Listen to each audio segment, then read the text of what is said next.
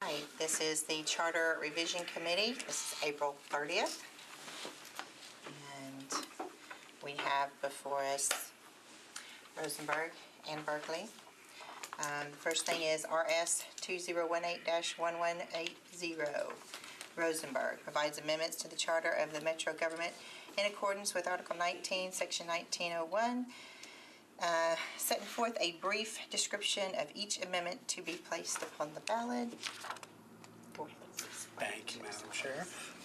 First of all, I'd like to, I think that this is a multi-meeting conversation, so would not try to actually vote on this tonight either in committee. We just need 3 bills if you're on ad hoc.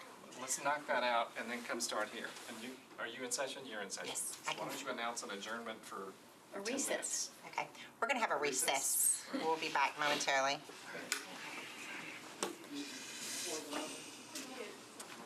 All right, we are back for charter revision on April 30th, and we do have resolution RS 2018-1180. Do we have a motion? Normally bring it. So moved. Second. All right, first and second, let's go. Okay, thank you, Madam Chair. First of all, it's not my intention to vote on this week. I think this is going to deserve a couple weeks of discussion to make sure that we get this right, and I'd appreciate council's input on how we can make a, make a brief explanation on the floor tomorrow, just so folks know this is coming, rather than it being deferred by rule and not having that opportunity. These 3 amendments all work together, and the purpose is to address special elections and mayoral succession. Some of the stuff is stuff that I started discussing with Mike a couple of years ago, and since then, events have made it abundantly clear that there's some holes that we have an opportunity to address. Ultimately, what we're trying to get to is ensuring that folks have properly elected democratic representation as we move forward.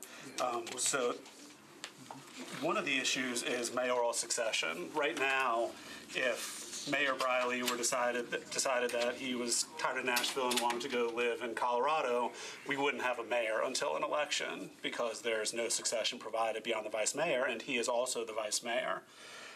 So one thing that we're trying to do is create a little bit of succession just in case something happens in the future that calls for that, and the clearest path forward on that appears to be mayor, vice mayor, pro tem, deputy pro tem.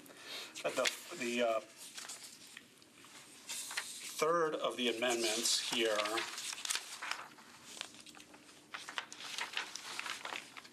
Just 2 amendments. no, there are only 2 in this packet, but there are 3 amendments. Sorry, this is all printed off.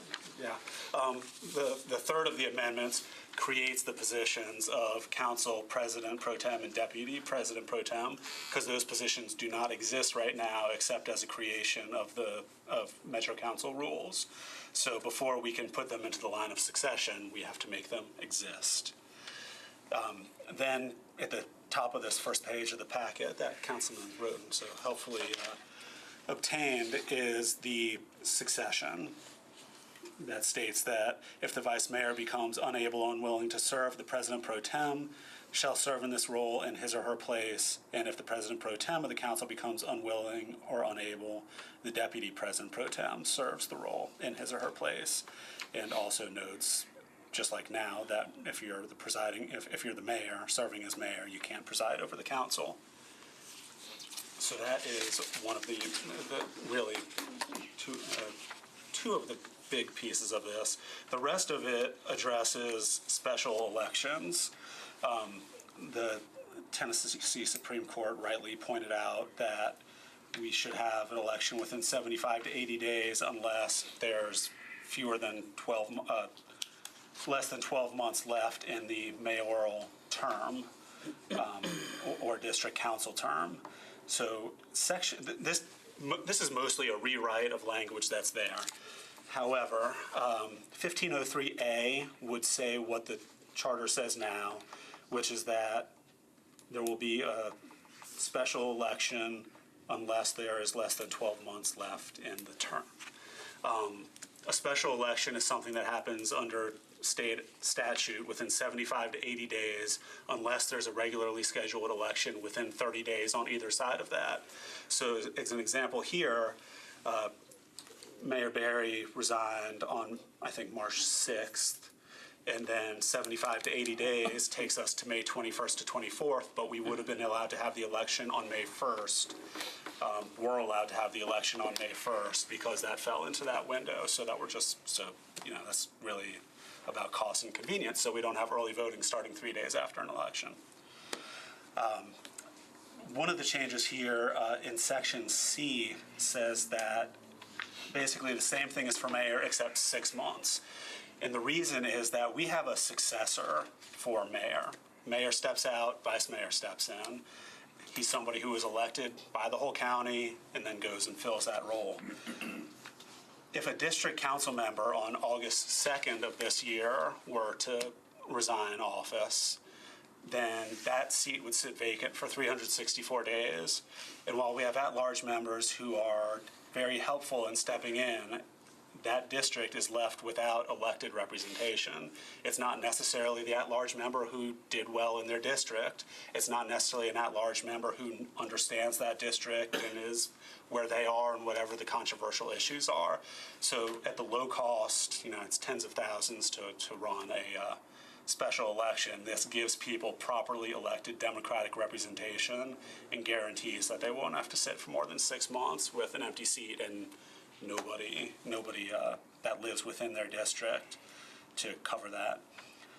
Vice mayor, it sets that at 24 months, and Council Lady Allen has an amendment to address that number, which I'm very open to, because all these, I really think that we need to discuss what the proper window is for all of these. I set it at 24 months because it's a mostly council-driven role, so I think at 13 months it would not be a tragedy, but at the same time, if we're talking about the majority of a term, I think it's proper for the second in line for mayor, or 12 months, or whatever time frame we select. We're basically deciding who's going to be second in line or first in line behind the mayor for that office should a vacancy occur. It leaves council member at large vacant because there's no specialized role that can't be filled by 4 council members, but again, open for discussion on that. Section E, it's just about notice. It's not particularly interesting. Section F talks about the runoff for mayor, just like we have now, 5 weeks after the initial election. Section G introduces to Nashville instant runoff voting in very specific situations. Under instant runoff voting, when you go in to vote, if there are 3 candidates, instead of just picking your favorite and leaving the 2 blank, you would rank the 3 of them, 1, 2, 3. And then when it comes to count, the Election Commission counts all the number ones, and if we have a majority, we all go on with our lives, and that's it.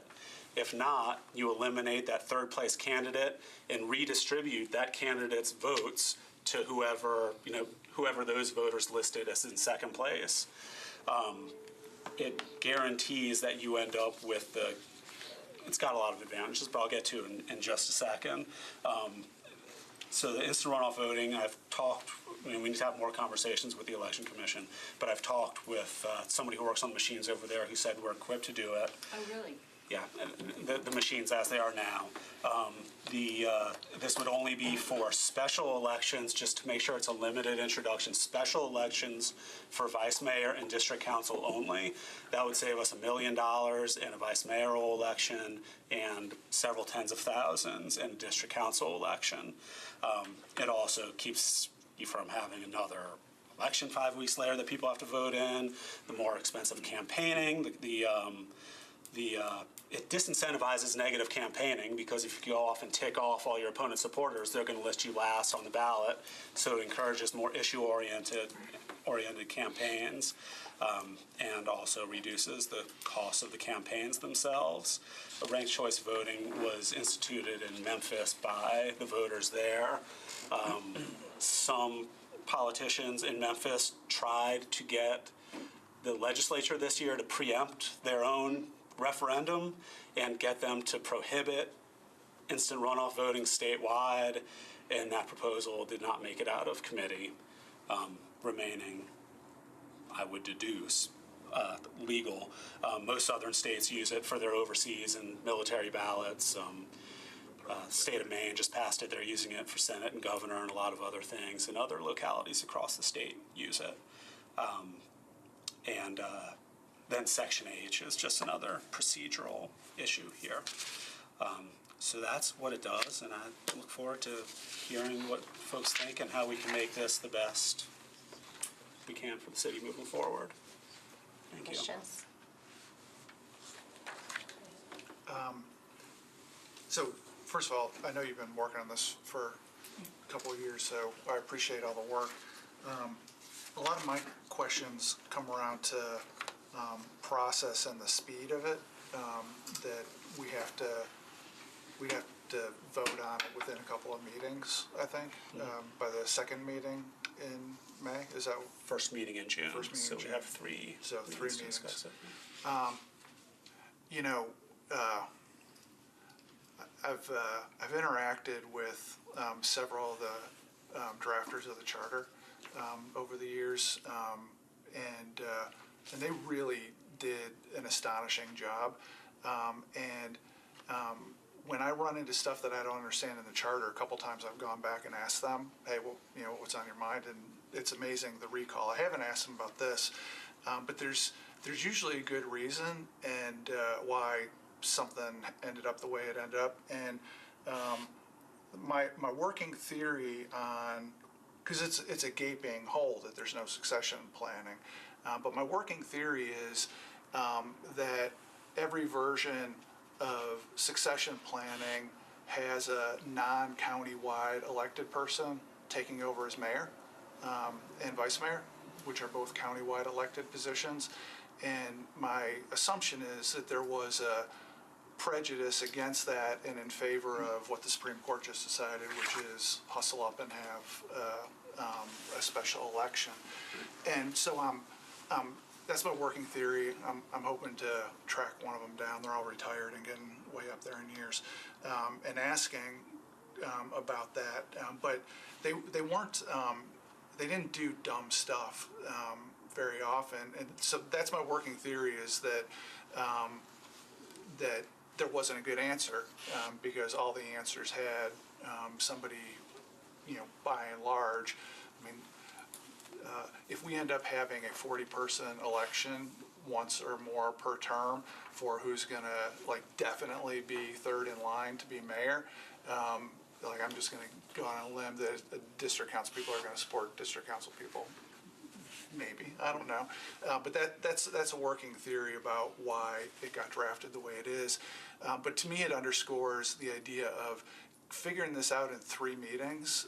I would definitely want to know that the Charter Revision Commission is 100% on board, and I would want to know that there was some amount of public buy-in for. I mean, it's several components here, especially the instant runoff voting. I think I'm in favor of that, but I also think I'm in favor of getting some feedback from the public about that before pulling the trigger on it. So I'm not opposed to any of it. I am.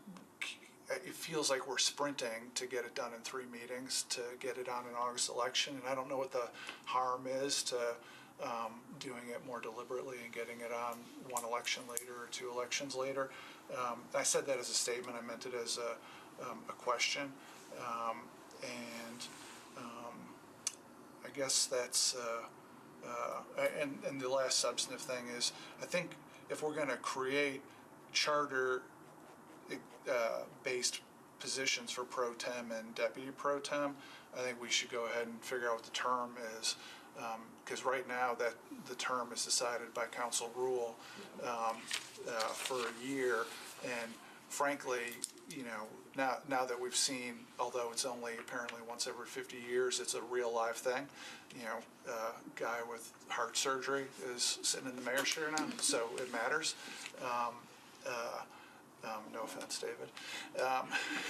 I mean, now that it matters, if we're going to have like a once-a-year food fight over who gets to be pro tem, I mean, it's going to be a lot more hectic than it's been previously, where frankly it's been treated as an honorary position, or, oh, it's your turn because you've been here 6 or 7 years. It becomes very different if it's charter created, like you're definitely, third in line to become mayor of the city. If we're going to do that, we should take the term out of our purview and stick it in the charter. And frankly, I don't know what the term is. I don't think annually, is the way to do it. If it's formally third in line to become mayor, every 2 years, once per term, I don't know. That's sort of stream of conscious. Sorry about that. Gotcha. No, appreciate it. I agree. The charter the framers did an excellent job of it, and I understand the challenges of creating succession among folks who are not necessarily elected by a majority of people countywide. But it seems better than an empty chair. So I don't know what alternative is. I thought about going deeper into it, and fortunately stopped myself before starting adding like 5th, 6th, and 7th in line. Secretary of State. But yeah, exactly. I think Nash was in there somewhere. So I think that I think that where we land, we need to land somewhere on that. The Charter Revision Commission meets next Thursday on this, and I look forward to getting their feedback. I think 7 weeks that we have to get this figured out is a pretty good. Not to interrupt, since you brought them up, where do they meet and what time do they meet? They meet here at 4:30 on Thursday, May 10th. Who was on that commission? Dewey Brandsetter chairs it. Eileen Behan, I can get the list too. And I would say that public buy-in comes when we put it on the ballot. And if it gets through the council, then they'll have their shot at it. There was one other thing you brought up that I wanted to answer. Could you say all that again? Let's see if you can think about it. Berkeley. Instant runoff voting, you brought that up, but I don't know if you... What it might have been. No, you like the instant runoff vote. Who picks the Oh, it was about pro tem and the fact that it'd be a food fight, and it will be more difficult than in the past, but that's our job. If it's our role to figure out who's going to fill that role, then we need to, not worry about who our friends are and elect the best person for what can be a very serious position. You like the totally optimism? No, that sounds very awesome. Super awesome. Any questions? Yeah, maybe it won't be such an honorary term, but we may get actually the best person. Like that. That's a good way of putting it. A couple of quick questions. Is in 2B is the 12 months? Is that what are the notations that are in writing? I think these are Berkeley. These are Berkeley, so whatever y'all want to say Berkeley said, y'all go ahead. All right, gotcha. All right. He just needed a paper copy of that. That's fine. You know, I was gonna spread it around. She's just trying to push us along right into it. Maybe you talked like a year or two ago about these kind of elections. There's a state, so the state doesn't think that we're prohibited from having that. From having instant runoff. Yeah. voting. They've not moved to stop Memphis. Mr. Jameson, what's your take on this? So there was a somewhat discouraging letter from Mr. Goins, but if you talk to the election commission, it's not outright prohibited. This may spark yet more preemption activity on their part. Our Yeah. opinion is that this is allowed as of today. So Can I get- something that Memphis does, and in case it is preempted at some point in the future, we've plainly said that we'll revert to regular old expensive runoffs. And one quick question: how does, and this may be addressed somewhat already, how does this affect term limits? Where, like, a council member or a mayor or a vice mayor is elected to fill a term? Do they serve just one more full term, or is it they just get two more full terms? It's right at whether it's half a term. That's spelled out. That's still. Well, I guess that's what I'm asking. not Is addressed it, here. is it, Yeah, it's it's half the same. if you get, okay, all right, thanks. It's just specifically, if you fill in for under half a term, it doesn't count to the Okay, that's two-term what I thought, term I just want to limit. make sure. All right, thanks. On the, Madam Chair, if I may, on the instant runoff, you said that you have talked to the election commission. All the machines, are they the same throughout the county in every single voting precinct as far as you know? Yes. So I had two conversations. One with somebody who works in the warehouse who indicated that everything was good to go. You actually went to the warehouse? No, I called. Okay.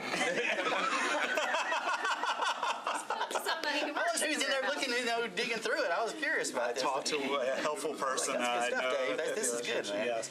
And I had a meeting with Jeff Roberts, the administrator of elections, who didn't have a position on it. He suggested they would do what we passed. He didn't have a position on it. He suggested I talk to Mr. Goins, and he and I had a lot of conversations about it. But there's not been any indication with the election commission that I would have any problem with it. And Mr. Goins didn't seem to think that they would have a problem.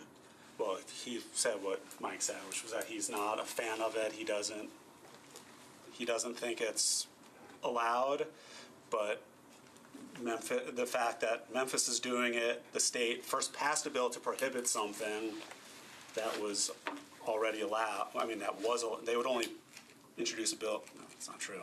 But they elected not to pass it. So clearly the intent up there is the same as Mike's position, which is that it is permitted under Mike, state. did he tell you the same thing, that he didn't think it was allowed?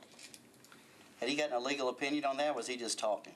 Well, he was citing an AG opinion that he construed in a certain manner, and I did not share that opinion. And I will forward the letter to the committee members so they can read it for themselves. The only reason I bring this up is I like for us to go in a direction which we know the state is going to be supportive.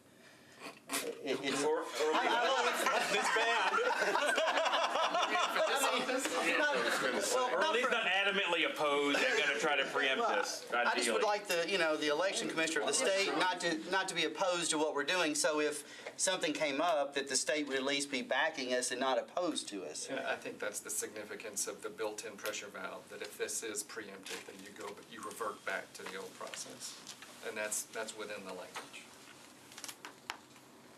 Well, as the Charter Commission is going to meet on the 10th, I think it would probably be good to have another meeting before then to discuss. That way we can make sure they have everything before them that we are going to potentially put in. And we've got some amendments, so if Do that's they get I guess you can help me out, Dave, or Chairman, you can help me out. Do they get a final version of what we're proposing? Can we work on this here, or is this what we are giving to Do they just them? make recommendations? What is the? Yeah, how does this work? So it's just like what's on the floor is what goes before the the commission on the 10th. And they will continue to work with, if we would amend on the floor, they'll reconvene until they've got the final version that we were sending. We can't amend here in this committee, can we? You can adopt an We can amendment. adopt an amendment, but it's got to be passed on the floor before. Right. So. So do they have to? What is their role? Do they give a recommendation of yes or no? Okay. Yeah, But it's just like planning, we can still. Okay. I think, correct me if I'm wrong, Mike, the Charter Revision Commission, I think, was supposed to be sort of the keepers of the flame from That's what that's what I want to make sure. I just wanted to. But they're making recommendations to us, and then we're deciding what to do. And,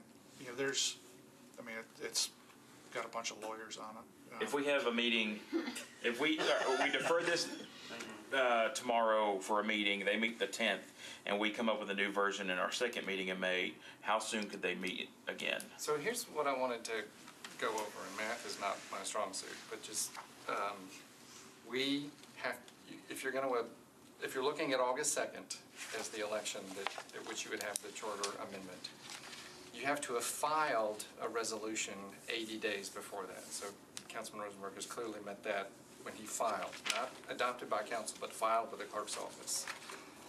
So keeping that in mind, there's also time to file next week, May 8th, for the May 15th meeting. So everything's good there.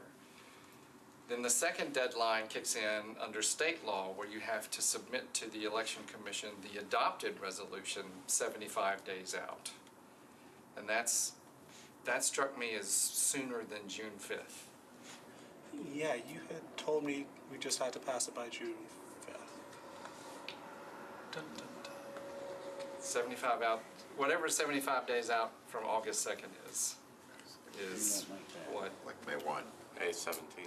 Be on the May November. 18th. May 18th. May 18th, 17th, 18th. So you've got a deferral, you can defer to tomorrow, but I think you've got to pass it the following, the 15th. Okay. Let me, again, math is not my strong suit, but if I'm. Well, no, that's definitely 75. I'm concerned now that we're going to get on the floor. I mean, it's just us in here now, but we're going to get on the floor, and someone who's not here is going to want to. Can we defer? need to They're going have to start a asking, meeting. can we defer this because we want to take a look at this before we. So can we get it to the floor tomorrow to discuss and then bring it back here? You could re-refer. It'll take all night long, and Yeah, that's if Sherry will let everybody talk. and it's election day, and it's a Yeah. Braves Or if we game. have somebody that calls for the question. So we're gonna blow off our job because it's election day? No, but there's somebody to call Everything's for the gonna be question. decided by the time public hearing is over anyway. I suggest we reconvene in a few days, like, definitely before Thursday. Okay. That's what I think. And we've got some amendments. One thing that I wanted to bring up for the council, we do have at-large members, and potentially if one of the at-large members lives in the council seat that has been vacated, would you be interested in not having a special election early and let them take over? You see what I'm saying? No, because it's still possible that that person finished 12th in that council district, that at-large member finished. If they made at-large, probably not. Yeah, well, Okay. All right. Can- Let me get to Berkeley. Okay, I think this is great, I'm so glad you're dealing with it. The reason I wrote down some amendments, number one is I'm a little troubled by choosing the leader of this city in 75 days. The whole process of people going through the thoughtful discussions of, is it right for me to do this, and talking to all the leaders that help them decide, and having mayoral forums that deal with different issues is really compressed into a tight thing. And so to do this on purpose, on a regular, not a regular basis, but to set it up so that that we always default to the state more frequently than to the waiting till the next general election, which in this case, August gave us some time to sort of do that. I just look at this election that we're having on May 1 and thinking, how well have I gotten to know any of the other candidates? I don't know anything about them. So because that concerns me, part of my change was to keep until the next general election and try to fix the language about the next general election so that it would stand the test of the Supreme Court, if that's possible. I'm asking the lawyers in the room. Because to me, as I said, it just seems like common sense that because the judicial elections, which happen on the off years, are listed under a metropolitan general election, that we should be able to put language in there to do that. And that was what I had sent to Mike, but I didn't do a good job of communicating, and I was late, and I apologize. So that's not in front of you yet. But just to put some additional language in 1501 that specifically says, and the judicial elections are also a general metropolitan election, and if there is a vacancy, that mayor or vice mayor or certain council members could be, mayor or vice mayor could be added here. So that was my goal with that. And I do think the 12 months is my preference over 24, but I'm open to talk about that one. I can I'm sorry, go ahead. So I would say two things. I mean, the general metropolitan elections are elections where we elect metro officers and not county officers, which is what judge and those things are. Those are partisan positions, and the drafters of the charter purposely, and the council's taken the position in the past through resolution, that it's our intention to keep our elections for office separate from partisan elections, to ensure that it's not influenced by partisanship, that we don't have, the mayor running on the Republican or Democratic ticket in an August election, so that happen. I think the idea is for that to happen as infrequently as possible. And if it so happens that 75 to 80 days is there and we have to suck it up, that's great. But I think that it's something to avoid as much as possible, the idea of But the May 1 would have been a contaminating. partisan election also, within the 30 It would have days. been, yeah, and sometimes that's going to happen, but it's a rare chance, it's a rare that would happen, as opposed to if we do this. Now, we put transit on the ballot In a neutral 90 spot. days ago or so, and there's been tons of time for everybody who wanted to learn about the pros and cons to do so. So I think 75 to 80, had it not been happening in the fog of transit, would have been enough to put together a mayoral election, ensure that we have a person serving as mayor who was elected to serve as mayor. Do you see to me, the difference is March 7th, we say, oh, look, we're going to have an election 75 days from now. Everybody decide if you want to run or not. So the whole discernment period is included in that 75 days. And I think that's a difference from the transit referendum. They've been planning on that for a year, Yeah. working up to it. And that's what concerns me, is not having that discernment period that I think is important to choosing good leaders. As evidenced by the fact that we've got 13 people on the ballot. I mean, and the $1 million cost in a special election when you don't have the 30 days on either side to be able to do that. If you have additional flexibility to wait until August, then that's $1 million we can be spending on schools instead. Yeah. So I mean, those I two- sympathize with that. So I could just we think that overcome the democracy partisan is piece? important. I agree with that. And we need to have an elected mayor as quickly as possible, and not, democracy costs money, and I think that it's great if we can mitigate that cost by not having two elections 2 weeks apart from each other and that kind of thing. But I'd hate to turn it into a partisan exercise that happens 6 months out instead of immediately. Get the interim tag off the mayor, let him move forward with whatever initiatives he has without worrying about. What's that? Or she. Or she. Get the interim tag off the mayor, let them move on with whatever their plans are, and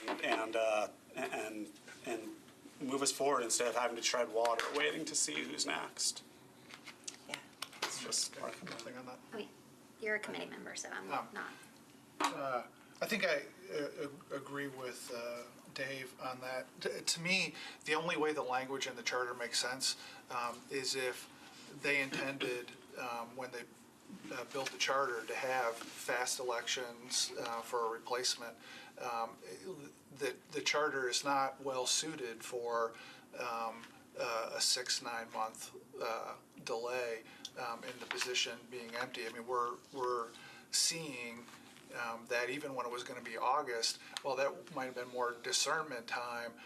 Clearly, the charter wasn't built for interim everything for, a 6 or 7 month time period. And to me, there's more than one answer here, but if the answer is potentially having elections 6 or 9 months after a vacancy, then something else needs to happen with succession planning. And I'm gonna track down one of the framers, but I'm gonna lay odds that it has to do with wanting a countywide elected person in the position. I just want to throw out one other, right now, I think my thinking about this current election is colored by the fact that I'm very comfortable with who's in the mayor's seat. And we've had other vice mayors that I might not be so comfortable with who's in the mayor's seat. And I feel like a 75-day election pretty heavily favors the person who's already been looking at metro government from a near executive position.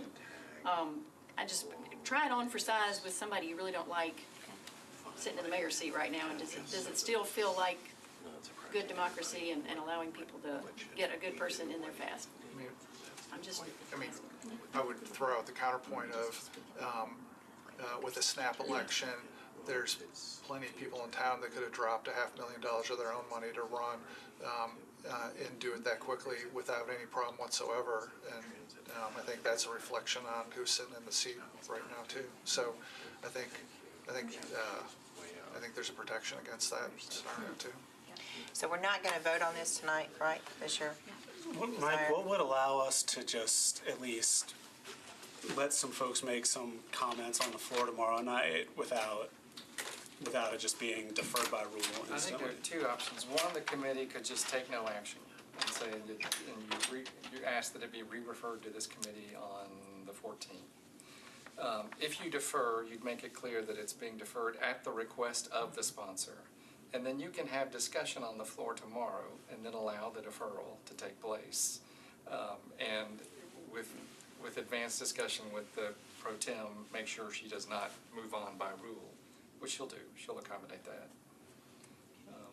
So either of those two, I think, makes. What would you like to do? Just not take any action. I want to give you an opportunity to say something. Well, I guess, I mean, and we can discuss this at a future time, but I think just, something that I've heard from my constituents and I think kind of first pops into folks' heads as we think about this line of succession.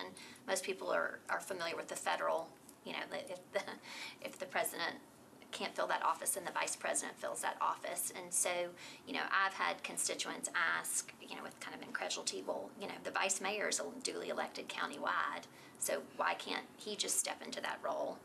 And, likewise, our at-large are countywide, and thus, from a succession standpoint, at that pro tem space, just if people's concerns are that this person has been duly elected countywide, right, for that broader representation, is that something that was considered, was not, I recognize that our role of vice president is somewhat different and that they are the president of the council. But I just wonder within the time frame, I understand maybe the intent of the charter anticipated doing this more quickly, but I also wonder too, if you have a vice mayor duly elected countywide and it's 24 months or what, but was that kind of up for consideration, or could it be for consideration? Because I just, Take that up at the next meeting. Let me also say that there may not be, there'll be a vice mayor that doesn't want to be a mayor. right. So, To the Understood. at-large question, I thought about that, but you can get elected at-large with only 10% of voters voting for you, I think. Is that right? Yeah, if we got into that, I think the natural thing would be to pick the one with the most number of votes. Yeah, which I thought about. Either that, or you could have the council pick one of the at-large members and vote on one. That would be a lovely evening, wouldn't it? I don't want to do pro tem as it is, so. No, I had not thought about that with respect to vice mayor. I just think in the broader community, that I hear that question a lot, like, oh, wouldn't that make So you sense? just Wouldn't that have say- avoided all this? And so to the extent that we're able to articulate why or why not we're doing that, I just think that's important for constituents to understand. And Chair, Go ahead. if I may, one other thing as it relates to these being 3 different amendments versus grouping them together as one because they are all in the same spirit to address the same situation. I think depending on what happens tomorrow, as it relates to transit, I think, a lot of people have been thinking that in the context of, okay, we have to come back with a plan and we have to put that up to referendum. But we do have, some room in our taxing authority there where we might come with a 0.5%, do something in that regard as it relates to transit and match that with schools and so forth. If we were to do that, that would also need to kind of ride along with this process from a timing perspective. So I guess I just wanted to understand the context of that, and if this body were to feel that that was a good way to move forward, if, what that would mean from just the dynamics of how many of these we can do and the timing. So the council's allowed to, through its term, pass 2 resolutions on charter amendments and have as many amendments in each of those resolutions. So it's just, this is just being a singular resolution. It's not that there are 3 is one of items our 2, internal right. to this. Okay, understood. Okay, so we're going to get back together. I'll get with Rosie. We'll send something out tomorrow, and no other discussion. This meeting is Answer one adjourned. other logistics question. If we don't make it in time for the August election, can this be on the November election? Is there, I think you can. I don't see even why though it couldn't. that's federal, Yeah, state? it's a governor's race and everything. Yeah, it's- Does it have to Why be couldn't a local election? You have, let me absolutely verify that and tell you tomorrow. Can I ask Dave one more question? Okay. Dave, what is the reason for 3 different ones? Would that be 3 different yes, nos? Or 4 against? Do they work Mike together? felt like that was the best way to organize them. Mike, do they work together? If like you took one out, as the other two? No, you need 1 to pass if you're gonna pass 2, and those should be. So if one fails, then So it's all in, all then in. we're out, and we don't have to worry about the other ones. No, literally, amendment number 1 needs to pass for amendment number 2 to make sense. 3 can stand on its own, but So it'd be 3 different for and against, or? correct. Or 1 and 2 be together? You could combine 1 and 2. Yeah. So 1 and 2 could be together and then 3. One could still pass, but 2 fail, couldn't it?